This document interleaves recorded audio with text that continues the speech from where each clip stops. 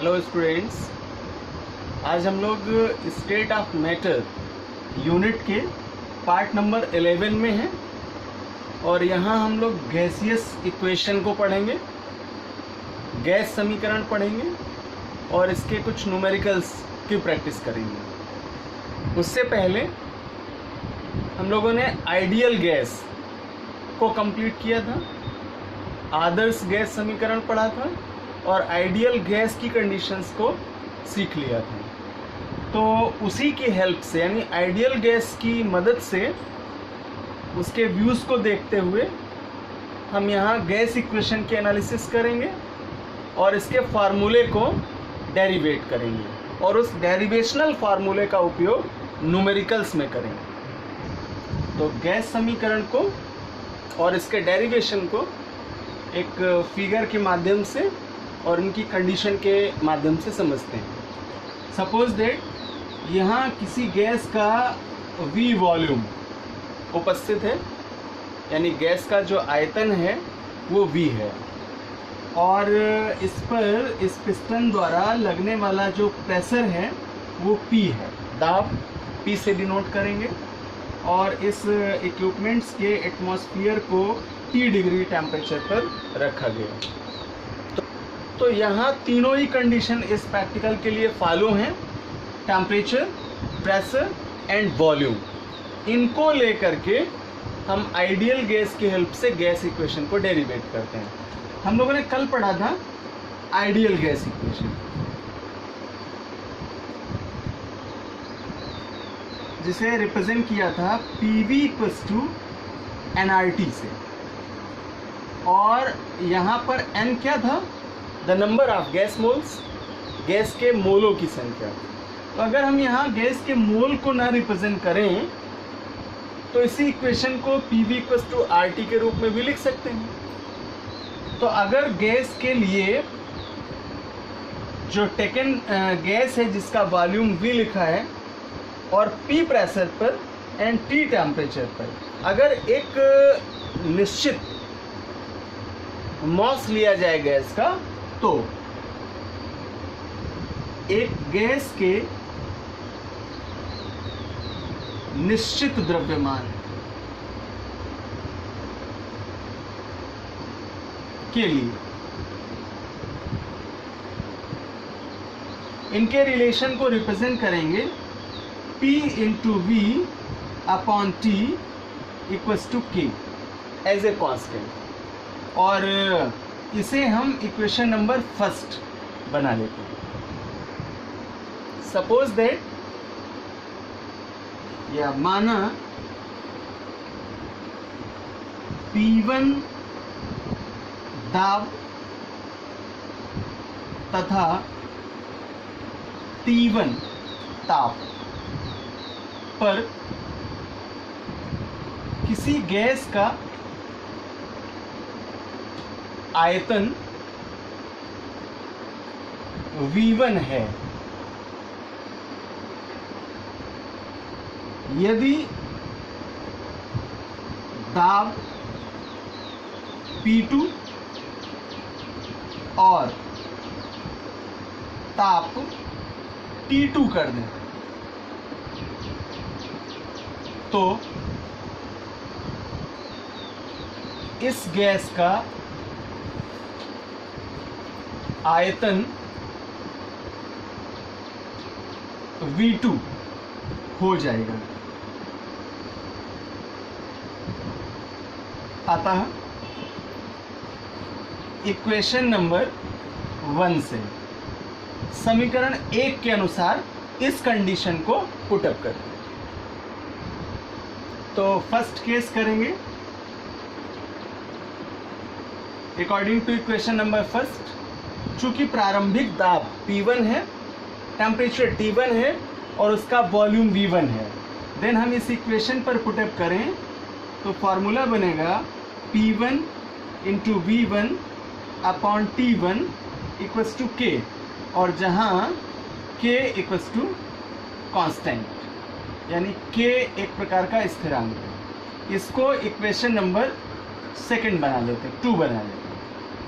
Then case second represent करेंगे secondary pressure को। कह रहा दाब को P2 कर दें, टेम्परेचर को T2 कर दें, देन ताप और दाब में अगर परिवर्तन करेंगे तो उसके वॉल्यूम में भी चेंज आ जाएगा और वो V2 हो जाएगा।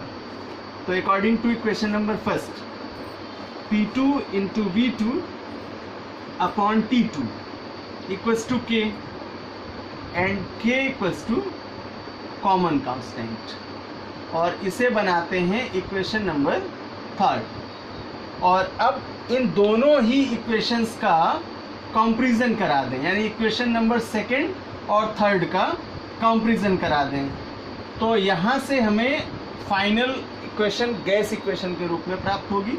चूंकि दोनों में ही K कॉमन कांस्टेंट है इसलिए पैरेलल हो जाएंगे, इक्वल हो जाएंगे। तो P1 into V1 upon T1 equals to P2 V2 upon T2, और इस प्रकार ये प्राप्त समीकरण या डेरिवेशनल फार्मूला गैस इक्वेशन कहलाता है। इसे गैस समीकरण कहते हैं और इसी फार्मूले का उपयोग न्यूमेरिकल्स में सर्वाधिक करते हैं। तो एक दो नोट पॉइंट्स हैं इनके लिए जिन्हें माइंड मेकअप कर लें ताकि न्यूमेरिकल्स करने में बहुत ही इजी वे पर आप इनको सॉल्व कर सकें। फर्स्ट केस हम लोग पहले डिस्कशन कर चुके हैं क्लासेस में कि जो T का वैल्यू है वो डिग्री सेल्सियस से केल्विन में कन्वर्ट करते हैं। तो अगर डिग्री सेल्सियस में वैल्यू दी है टेम्परेचर की तो उसे 273 ऐड करके केल्विन में चेंज करेंगे, और केल्विन टेम्परेचर को डिग्री सेल्सियस में कन्वर्ट करने के लिए -273 करते हैं। तो फर्स्ट टर्म कंडीशन तो टेम्परेचर के लिए हुई, एंड सेकेंड कंडीशन इस प्रकार के न्यूमेरिकल्स में स्टैंडर्ड टेम्परेचर प्रेशर, अर्थात एक शॉर्ट लैंग्वेज आपको जरूर मिलेगी कहीं ना कहीं, STP, इसे कहते हैं स्टैंडर्ड टेम्परेचर प्रेशर या मानक ताप दाब। जब क्वेश्चन में वैल्यू ना दे करके आपको STP पुटअप करें तो वहां पर मैंने पहले ही वीडियो नंबर पार्ट 1 में, लेक्चर नंबर पार्ट 1 में इन टर्म कंडीशंस को एक्सप्लेन किया है और पार्ट 2 में भी एक्सप्लेन किया है। तो जिन्होंने मिस कर दिया है पार्ट 1 और पार्ट 2 वो एक बार वहां जा करके इनकी टेक्सोनॉमी को जरूर देख लें और समझ लें। तो इनके वैल्यूज़ हैं जिनको आपको उस क्वेश्चन में ना दिए जाने के बाद भी पुटअप करना होगा, क्योंकि यहाँ पर जो टर्म है वो STP फॉलो करता है, मानक ताप दाब की अवस्था फॉलो करता है। तो प्रेशर के लिए P के लिए 760 mm and T equals to 273 kelvin, और जो वॉल्यूम है वो 22.4 लीटर।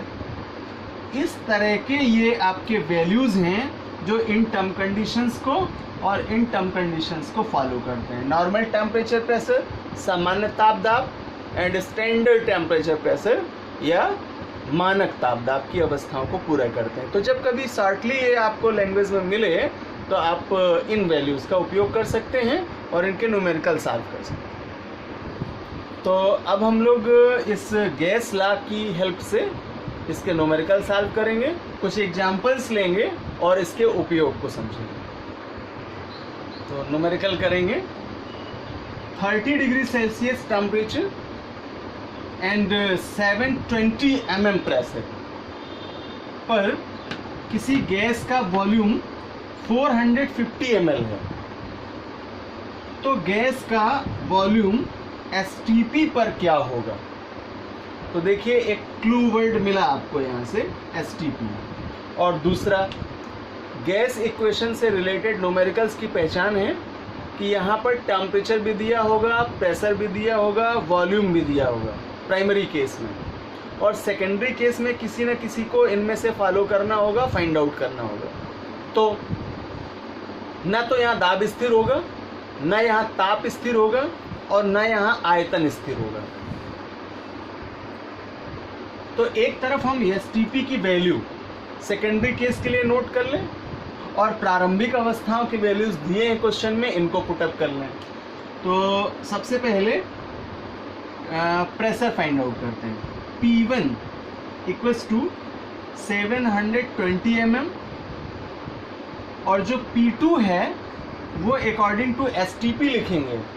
तो STP पर P2 के लिए वैल्यू होती है 760 mm। Then V1 equals to, कह रहा है गैस का वॉल्यूम 450 ml है, तो V1 इक्वल्स टू 450 ml, और कह रहा है आयतन क्या होगा STP पर, इसलिए V2 equals to how much कर देंगे, ये फाइंड आउट करना है।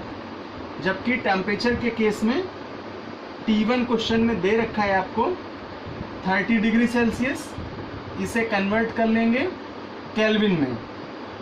30 को डिग्री सेल्सियस को 273 में ऐड कर देंगे, तो जब एडिट करेंगे तो आपको यहाँ से वैल्यू मिलेगी 303 केल्विन।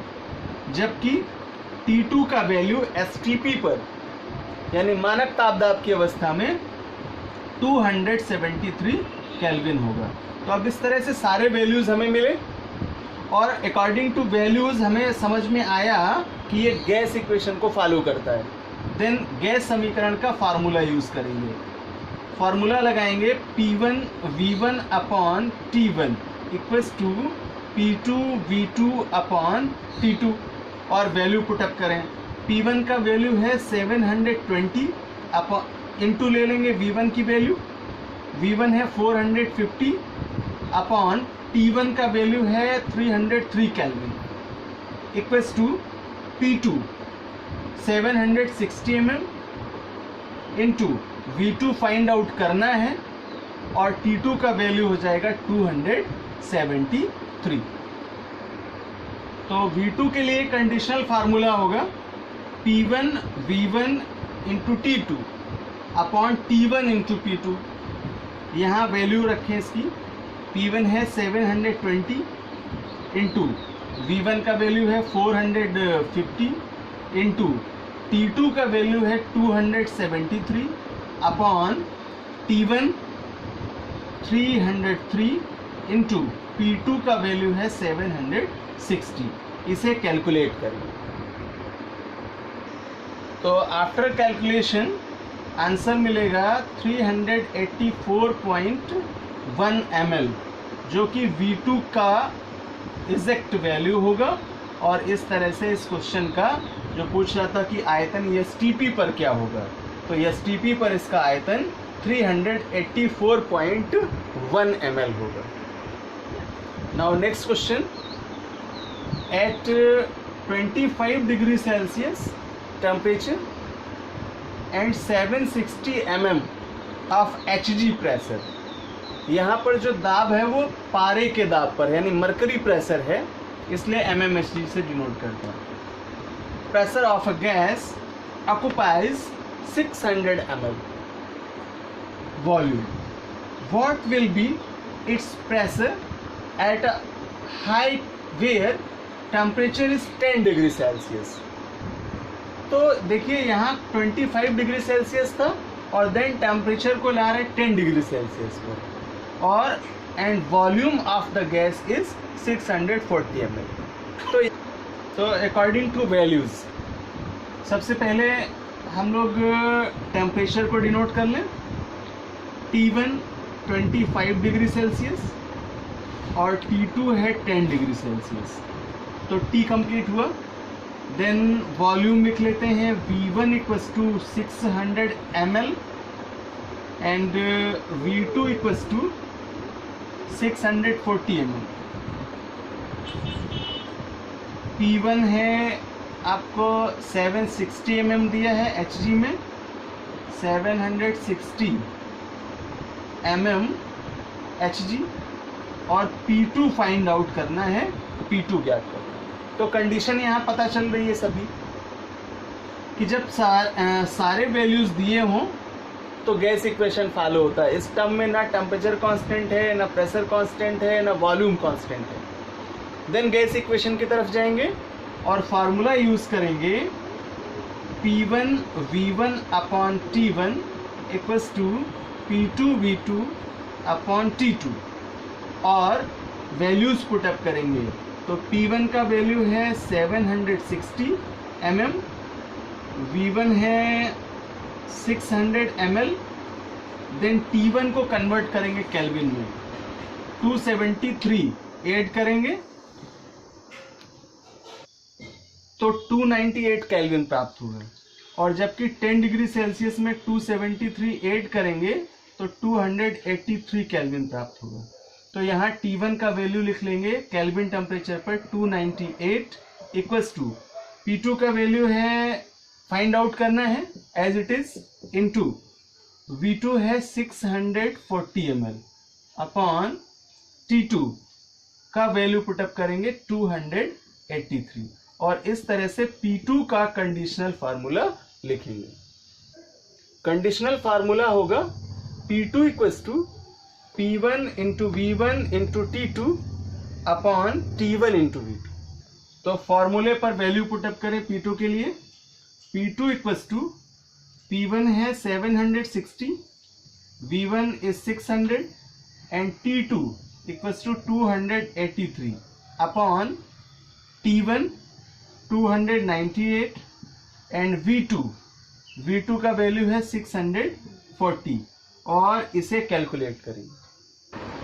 तो इस प्रकार फाइनली P2 का आंसर मिलेगा 676.6 mmHg, जो कि P2 का एग्जैक्ट वैल्यू होगा, अर्थात दाब का निर्धारण यहाँ से गैस समीकरण की मदद से किया जा सकता है।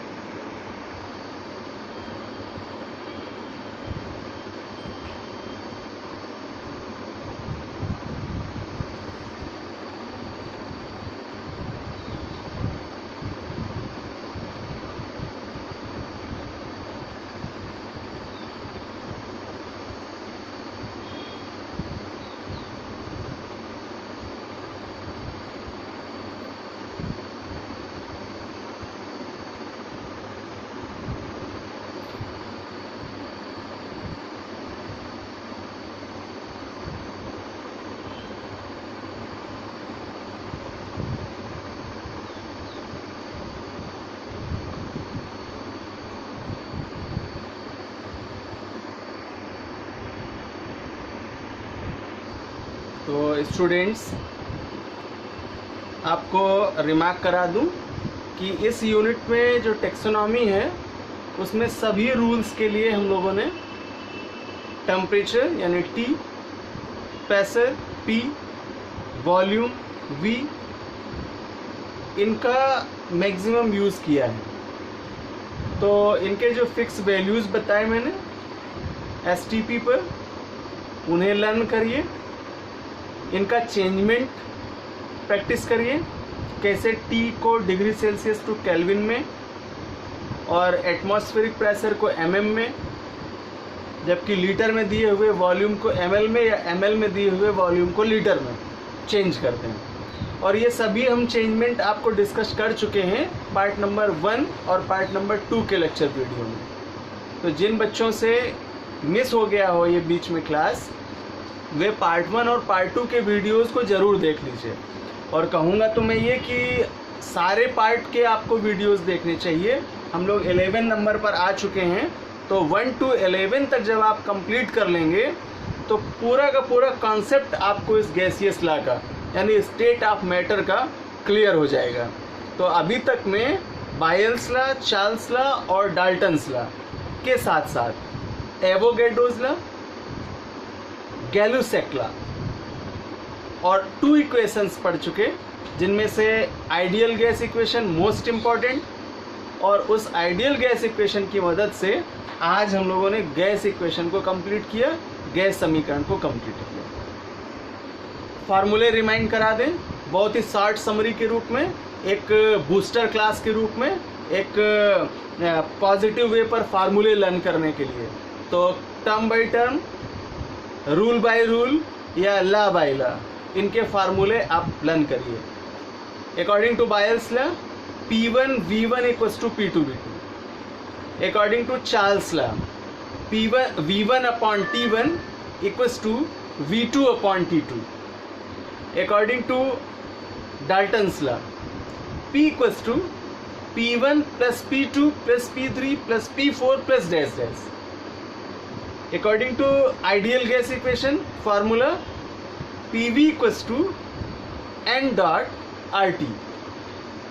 And according to gas equation formula, P1 V1 upon T1 equals to P2 V2 upon T2।